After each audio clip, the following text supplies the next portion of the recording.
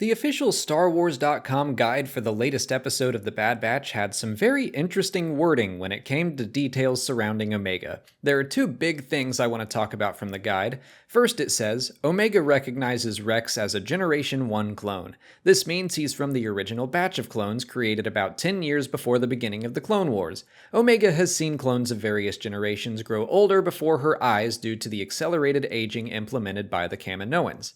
To me, that implies that Omega does not have accelerated aging. Up until now, I've been assuming that she would age like every other clone. I was kind of looking forward to seeing that play out on screen, watching her grow up rather quickly. I think that would be interesting to explore, and it would set her apart from other animated main characters like Ahsoka or Ezra.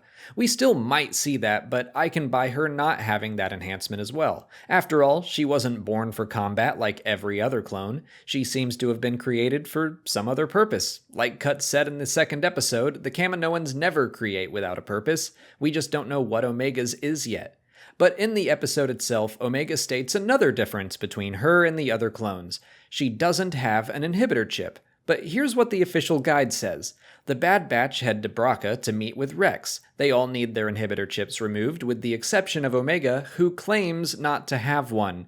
Excuse me? Claims not to have one? Why would the guide say that? Why not just confirm that she doesn't have one like the character explicitly states? I think this could have some pretty serious implications for what's to come in the series, implications that I really like. I loved the episode Battle Scars. Wrecker was terrifying when his chip went off, but it was dealt with quickly and without much consequence, at least for now. After so much buildup, I was kinda surprised the threat of the chips activating was just not a thing anymore, but it could be.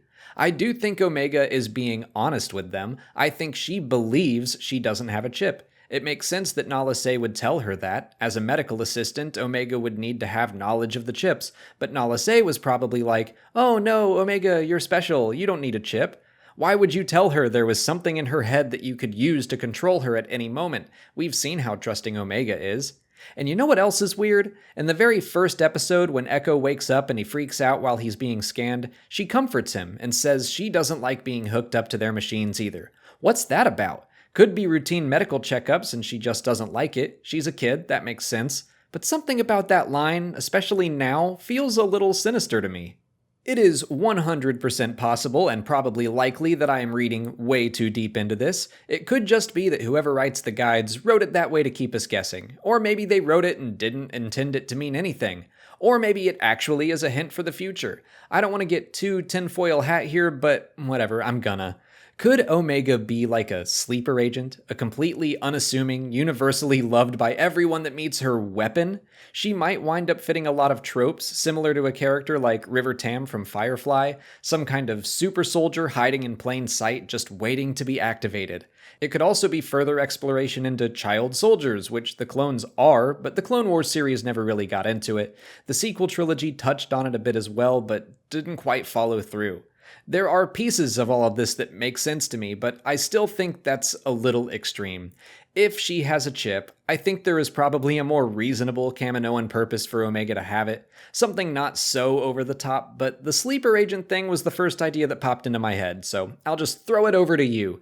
Do you think Omega has an inhibitor chip, and if so, for what purpose do you think she has it? Let me know in the comments. If you haven't already, please like this video, subscribe to the channel to keep up with all our Bad Batch coverage, follow us on Twitch, Twitter, Instagram, and Facebook, and consider checking out our Patreon page where we're releasing audio commentaries for all these episodes.